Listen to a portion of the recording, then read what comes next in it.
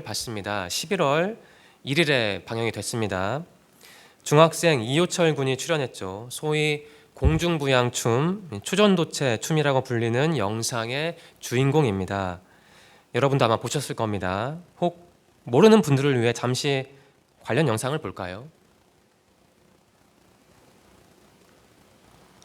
이 남성의 발을 주목해봐 주세요. 조작이 아닙니다. 다시 한번 볼까요? 이 양발을 앞뒤로 교차해 껑충껑충 뛰면서 둥글게 한 바퀴 도는데 얼핏 보면 발이 바닥에 한 번도 닿지 않고 공중에 살짝 떠 있는 것 같죠. 이 동작은 이른바 슬릭백이라고 불리는 춤인데 최근 SNS를 중심으로 슬릭백 챌린지가 유행하고 있다고 합니다. 이 한국 남성은 그중에서도 단연 뛰어난 실력으로 영상 공개 나흘 만에 1억 7천만 번 넘게 재생될 만큼 큰 관심을 모으고 있는데요.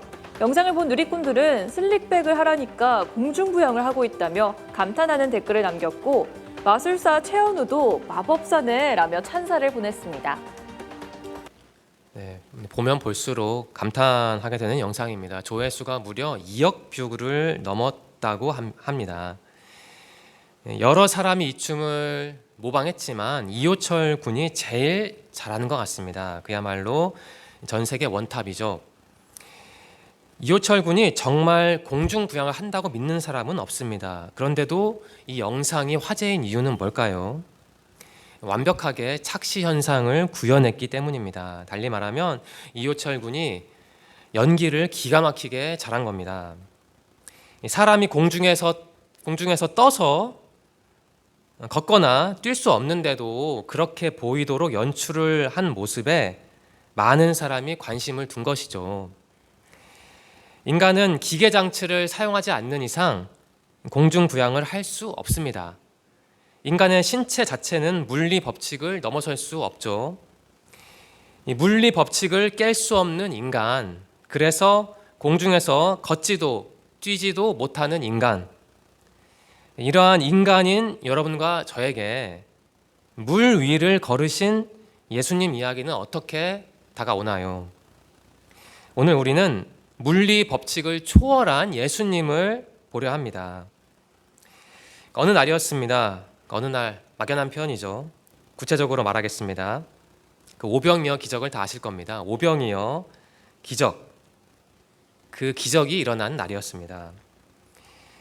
적은 양의 음식으로 수많은 사람을 배부르게 한 기적, 그 기적을 일으킨 예수님은 그날 제자들에게 이렇게 말씀하셨습니다. 얘들아, 이제 너희들은 어서 배를 타고 갈릴리 호수 저쪽에 있는 벳세다로 먼저 가거라 라는 말씀을 하셨죠. 그래서 제자들은 배에 몸을 실었습니다. 그동안 주님은 오병이어 기적을 체험한 사람들을 집으로 돌려 보내셨습니다. 그러고 나서 주님은 기도하러 산으로 올라가셨죠. 여기서 잠시 오늘 말씀의 지리적 배경을 보겠습니다. 그 이미지 자료가 하나 있는데요. 참고로 김해 감리교회 블로그에서 인용한 자료입니다.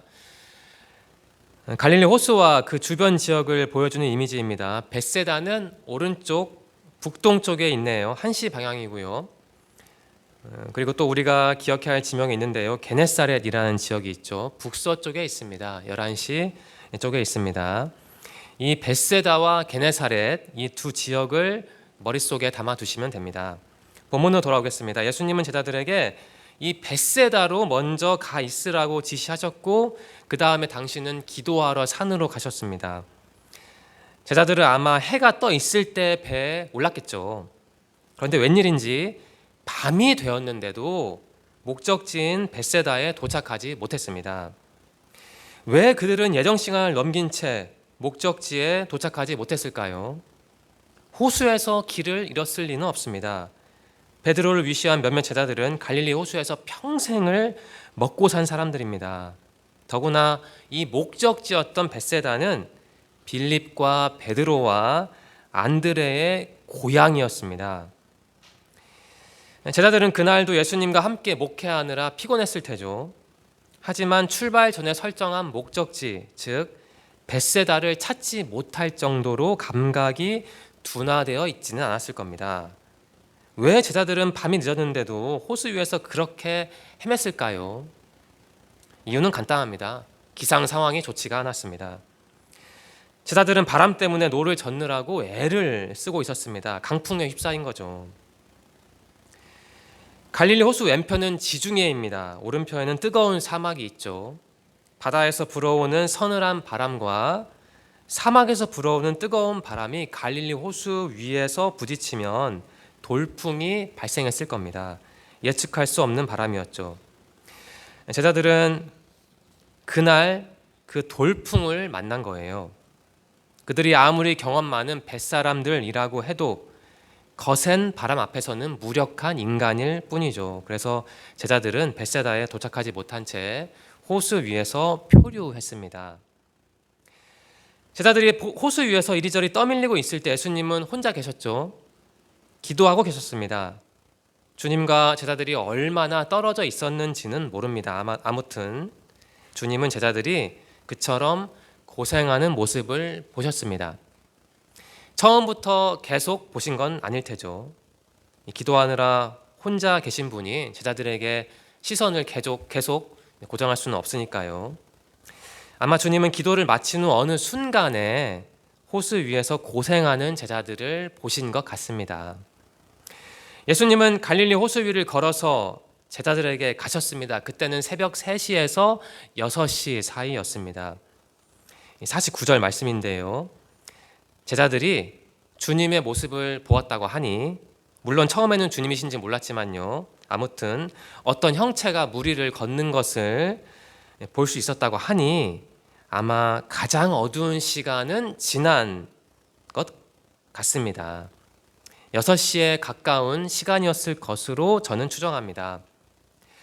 제자들은 예수님이 물 위를 걸으시는 것을 보고 시겁했습니다. 그들은 유령이 물 위를 걷는다고 착각한 채 놀라서 비명을 질러댔습니다. 당시 제자들도 우리와 똑같은 사람들이었어요. 인간은 물리 법칙을 넘어설 수 없다고 그들은 믿었습니다. 당시 제자들에게 예수님은 그저 한 명의 인간이었습니다. 그들에게 예수님은 놀라운 일을 행하는 분이었지만 딱 거기까지였습니다. 예수님을 하나님의 아들이 아니라 뛰어난 굉장히 위대한 인물로만 여긴 것이죠. 다르게 표현하면 제자들은 예수님을 영웅으로 본 거예요. 정치적인 영웅이었겠죠. 여기서 우리는 진지하게 질문해야 합니다. 여러분에게 예수님은 어떠한 존재입니까? 저는 이 질문을 설교 시간에 여러 번 드렸습니다. 여러분 스스로에게 답변을 하셨습니까? 다시 묻겠습니다. 여러분에게 예수님은 어떤 분인가요? 본문 말씀입니다. 48절 말씀인데요. 바람이 불어와 제자들이 노를 젓느라고 애를 쓰고 있었습니다. 이 모습을 보시고 예수님께서 새벽 3시에서 6시 사이에 호수 위를 걸어 오셨습니다. 그리고 제자들을 지나쳐 가시려고 하셨습니다. 이 마지막 문장이 참 흥미롭습니다. 제자들을 지나쳐 가시려고 하셨습니다. 이 부분에 관한 신학적인 해설이 있습니다. 여러 해설이 있는데요. 그 중에 딱 2가지만 소개해 드리겠습니다. 하나는 이겁니다. 예수님이 제자들의 믿음을 시험해 보려고 하셨다는 관점입니다. 52절인데요. 그것은 제자들이 빵의 기적을 보고도 아직 깨닫지 못하고 마음이 굳어져 있었기 때문입니다. 라는 기록이 있잖아요. 제자들은 당시에 예수님에 관해 잘 몰랐습니다. 예수님의 그 본질이라고 할까요? 아무튼 그 본질에 무지했던 겁니다. 예수님을 그저 위대한 정치적 지도자로만 봤지 그분을 하나님의 아들로 본 건 아니라는 뜻입니다. 그래서 예수님은 그러한 제자들을 지나감으로써 그들의 믿음을 보려 했을 것이다 라는 해설이 있습니다. 참고하시기 바랍니다. 또 다른 해설도 있죠. 예수님은 어려움에 처한 자기 제자들을 돕기 원하셨다라는 해설도 있습니다. 상식적인 해설이죠. 예수님이 왜 호수 위를 걸어서 제자들에게 가셨겠어요? 도우려고 가신 거죠. 예수님은 분명히 자기 제자들을 돌보신다라는 설명이에요. 결국 예수님은 제자들이 호수를 벗어나 안전하게 항구에 도달하도록 인도하셨죠. 비록 원래 목적지는 아니었지만 아무튼 제자들을 구원하셨던 겁니다. 이 두 해설이 서로를 밀어내지 않습니다. 그러면 종합하겠습니다. 그날 예수님은 물 위를 걸어가서 제자들에게 가셨죠. 제자들을 돕고 또 그들이 당신을, 예수님을 어떠한 존재로 보는지 시험해 보시려 했던 겁니다. 이 친구들이 나를 어떠한 존재로 보는 걸까? 아마 예수님은 이러한 생각을 하신 것 같아요. 여러분과 저는 예수님의 한국 제자입니다. 예수님의 한국 제자인 우리에게 예수님은 어떤 존재입니까? 그날 저 제자들에게 예수님은 유령 같은 무서운 존재였습니다. 49절과 50절인데요. 다 아는 말씀이지만 흘려듣지 마시고 잘 들어보십시오. 제자들이 예수님께서 호수 위를 걸으시는 것을 보고 유령이라고 생각하여 비명을 질렀습니다. 그것은 그들이 모두 예수님을 보고 무서워했기 때문입니다. 예수님께서 즉시 그들에게 말씀하셨습니다. 안심해라, 나다, 두려워하지 마라. 이 주님을 유령으로 착각했다. 이 장면을 신앙적으로 해석해 봅시다. 제자들은 예수님을 예수님으로 알지 못했습니다. 그래서 두려워했습니다. 그렇다면 오늘 여러분과 저에게 예수님은 어떠한 분입니까? 신앙생활은 주님을 그 누구보다 그 무엇보다 의지하는 태도입니다. 주어는 나죠. 우리 엄마 아빠가 아니라, 우리 전도사님이 아니라 바로 내가 신앙생활 하는 겁니다. 따라서 나에게 주님이 어떤 분인지 답하는 건 선택이 아니라 필수입니다. 나에게 주님이 어떤 분인지 정리를 못하거나 안 하면 저 제자들처럼 사는 거예요. 주님을 주님으로 못 본 채 두려움에 쩔어서 산다는 겁니다. 이제 이 장면에 담긴 메시지가 보이시나요? 주님을 보고 식겁한 반쪽짜리 제자들, 주님과 온전한 관계를 맺지 못한 14K 제자들, 그 제자들에게 주님은 이렇게 말씀해 주십니다. 안심해라, 나다, 두려워하지 마라. 여기서 나다는요, 여호와라는 뜻입니다. 출애굽기 3장 14절인데요. 여호와는 모세에게 이렇게 말씀하셨죠. 나는 스스로 있는 자이다. 나는 스스로 있는 자이다. 이 말씀은 하나님이 당신을 드러내는 그 자기 계시입니다. 이 나다라는 표현을 그리고 넓게 보면 본문 말씀을 제대로 이해하려면 이 점을 꼭 기억해야 합니다. 물 위를 걸으신 예수님의 이야기의 그 배경에는요, 사실 구약 성경의 모티브가 있습니다. 몇 가지만 볼까요? 욥기 9장 8절 말씀입니다. 홀로 창공을 우주에 펼치시고 바다의 파도 위를 걸으시는 분. 다음은 시편 77편 19절입니다. 주는 바다를 가로질러 큰 길을 내셨습니다. 주께서 바다 한가운데로 작은 길들을 내셨습니다. 다음은 이사야 43장 16절입니다. 여호와께서 이렇게 말씀하셨습니다. 내가 백성을 위해 바다에 길을 내고 거센 물결 사이에 길을 만들었다. 정리하겠습니다. 오늘 설교의 본문 말씀은 우리에게 교훈합니다. 예수님은 단순한 인간 혹은 위대한 정치 지도자가 아니라 하나님이라는 교훈이 바로 그것입니다. 예수님은 하나님이에요. 제자들은 그날 호수에서, 바다라고도 하죠. 갈릴리 호수라고도 하고 갈릴리 바다라고 합니다. 아무튼 제자들은 바다에서 헤맸습니다. 바로 그 장면에 우리가 다 아는, 우리가 수십 번도 더 상상했을 그 장면에 굉장히 중요한 신앙적인 의미가 담겨 있습니다. 여기서 갈릴리 바다는 죽음의 바다를 의미합니다. 빠지면 죽죠. 제자들은 지금 죽음의 위협에 닥친 겁니다. 제자들은 예수님의 제자라고 자부하면서도 여전히 죽음, 그러니까 어두운 세상의 위력에 눌려 있었던 거예요. 그날 예수님은 바로 그러한 제자들에게 이 죽음의 공포에 휩싸인, 세상에 휩싸인 제자들에게 다가가신 겁니다. 예수님이 저 죽음의 바다 위를 걸으셨다는 것은 이 죽음의 바다를 정복했다는 뜻입니다. 죽음을 정복하셨다는 거예요, 예수님이. 그게 바로 중요한 메시지입니다. 예수님이 무리를 걸으신 기적은 이 이야기 바로 앞에 있는 기적, 그 오병이어 기적과 하나의 연결체입니다. 하나의 덩어리입니다. 이 오병이어 기적이 말해주는 예수님은 간단합니다. 생명을 주신 분이죠. 오병이어 기적은 바로 이거예요. 그 메시지는 바로 이거예요. 예수님이 생명을 주셨다입니다. 그렇다면 바로 뒤이어서 연결되는 오늘 본문 말씀에 예수님은 어떤 메시지를 주는 예수님일까요? 예수님은 바로 죽음을 정복하신 분입니다. 오병이어 기적에 나타난 예수님과 오늘 이 무리를 걸으신 예수님이 이렇게 연결되어 있는 거예요.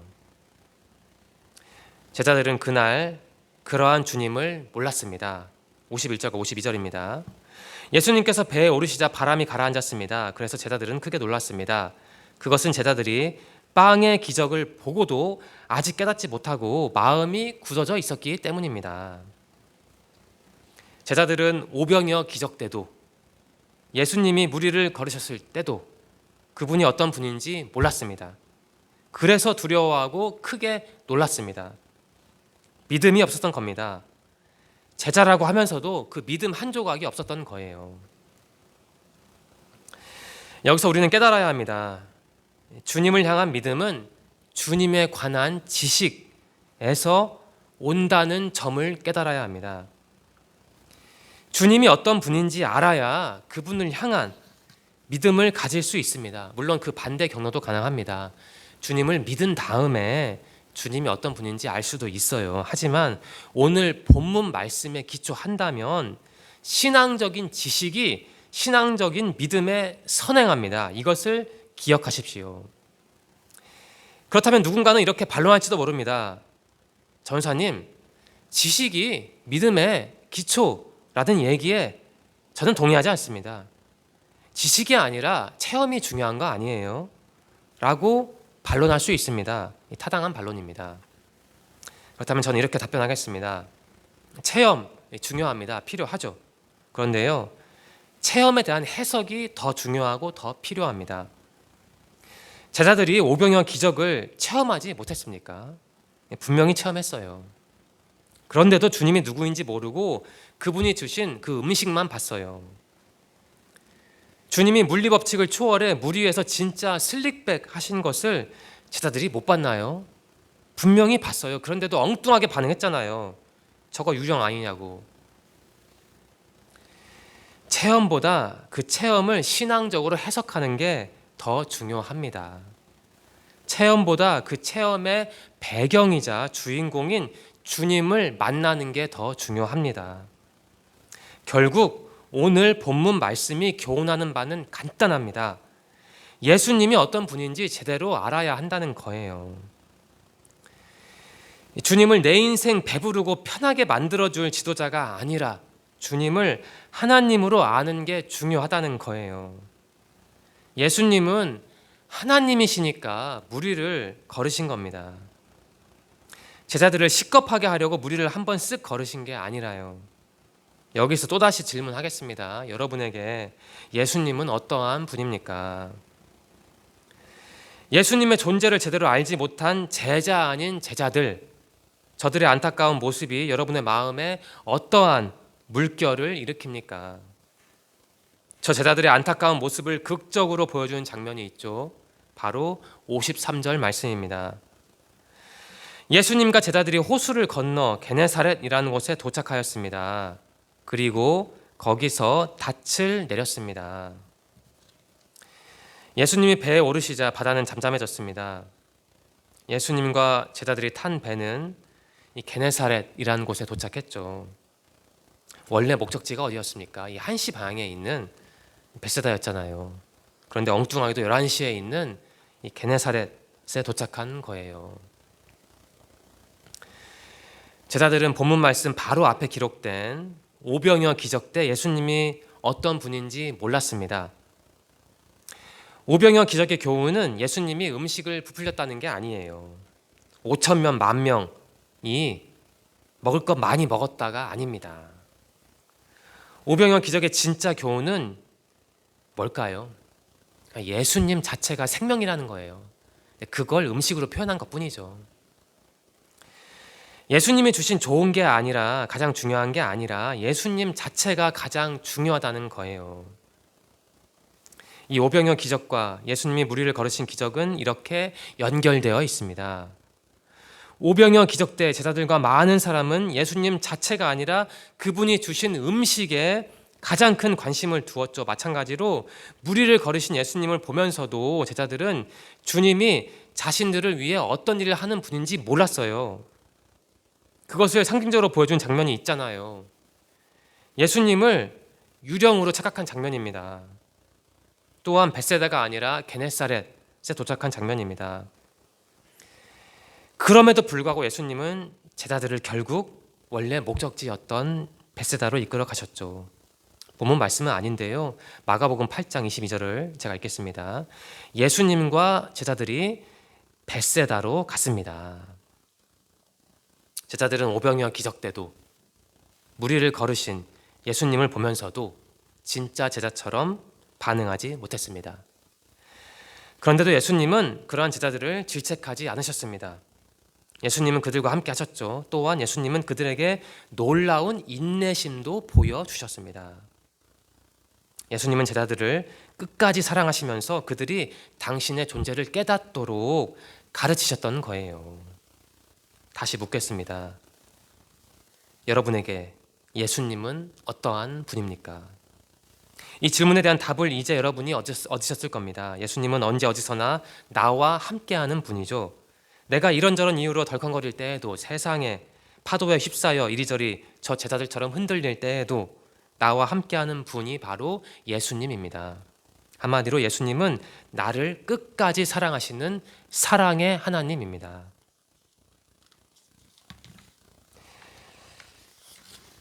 이제 질문을 드리겠습니다. 두 가지 질문을 드릴 텐데요. 하나라도 기억하시기 바라며 하나라도 답변하시기 바랍니다. 첫 번째 질문입니다. 여러분이 가야 할 벳세다는 어디인가요?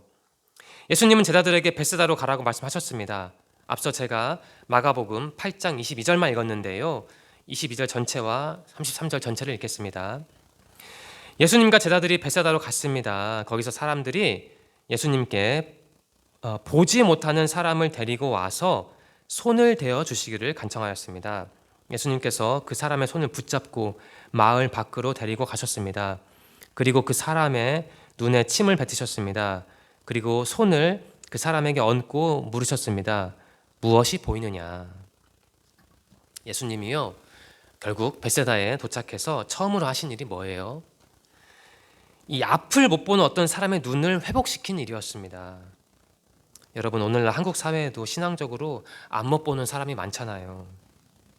그들이 있는 곳이 여러분과 제가 가야 할 벳세다가 아니겠습니까? 우리는 주님을 모르는 분들에게 복음을 전할 준비가 됐나요? 두 번째 질문입니다. 여러분의 배가 거센 바람에 휩싸일 때는 언제이고 여러분은 그때 주로 어떻게 반응합니까? 제자들은 벳세다로 가는 도중에 돌풍을 만났죠. 너무 힘든 일을 겪었습니다. 목숨이 왔다 갔다 하는 위태로운 상황이었죠. 제자들에게 갈릴리 바다는 그처럼 힘겨운 삶의 현장이었습니다. 제자들이 탄 배가 그들의 인생을 상징하지 않을까요? 여러분과 저에게도 인생의 바다는 만만치 않습니다. 여러분과 제가 몰고 있는 그 배는 요즘 어떻습니까? 우리가 몸을 실은 배가 거센 바람에 흔들릴 때는 언제입니까? 그런 경우에 여러분은 어떻게 반응합니까? 그 반응은 주로 신앙적인가요? 아니면 너무 인간적인가요? 저는 여전히 인간적으로 반응하는데 여러분은 저처럼 살지 마시기 바랍니다. 세 번째 질문입니다.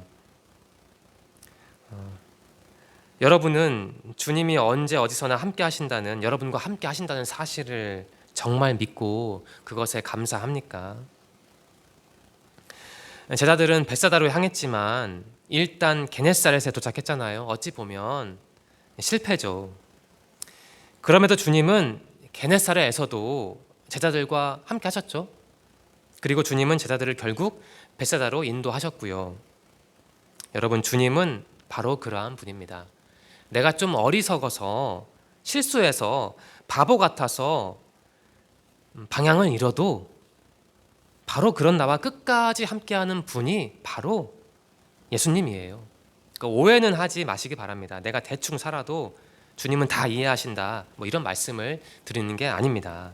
저는 주님이 어떠한 분인지 주님의 그 본질을 말씀드리는 겁니다. 내가 능력이 부족했건 운이 없었건 상황이 좋지 않아서 그랬던지 간에 의도치 않은 인생 경로에 접어들 때가 있잖아요. 벳세다로 가려고 했는데 게네사렛에 갈 수가 있죠. 그런 상황을 겪으면 유쾌하지 않습니다. 정말 힘들 수도 있고 때로는 영혼이 찢어지는 내적 고통을 겪기도 합니다. 누구도 피할 수 없는 삶의 불확실성이 분명히 있는 거예요. 하지만 그러한 상황에서도 주님이 내 옆에서 나와 함께 하신다라는 사실을 믿는 게 중요합니다. 그리고 감사해야 합니다. 나와 동행하시는 그 사랑의 주님께 진심으로 감사해야 합니다. 지금 나와 함께 하시는 주님께 감사하십시오. 더불어 주님이 나를 더 좋은 곳으로 인도하실 것이다 라고 고백하며 미리 감사하십시오. 결국 신앙생활의 중심에는 주님을 향한 믿음과 주님을 향한 감사가 있어야 합니다. 오늘 여러분과 저는 물 위를 걸으신 예수님을 만났습니다. 이 이야기에 표면적 익숙함이 있죠. 너무 많이 들었던 이야기라 우리 마음이 움직이지 않을 수도 있습니다. 그래도 괜찮습니다. 익숙한 건 익숙하다고 얘기해야지 어떻게 하겠어요.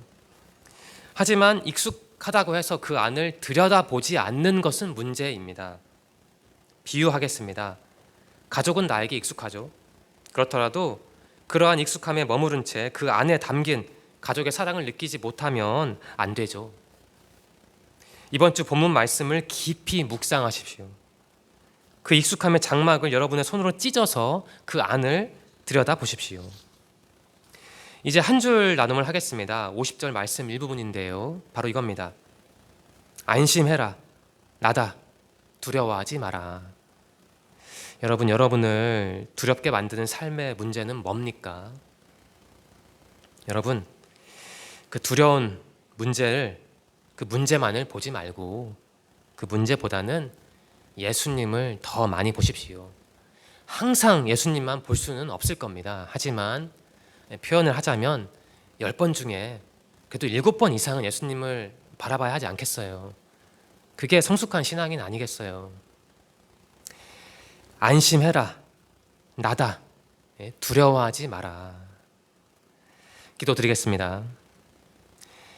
하나님 감사합니다. 오늘도 예배하는 삶을 허락하셔서 감사합니다. 우리에게 함께 예배할 수 있는 신앙 공동체를 주셔서 감사합니다. 무엇보다 말씀을 통해 예수님이 우리에게 어떠한 분인지 알려주셔서 감사합니다. 하나님, 우리는 신앙인입니다. 신앙생활을 하면서 핵심을 놓치지 않기를 소망합니다.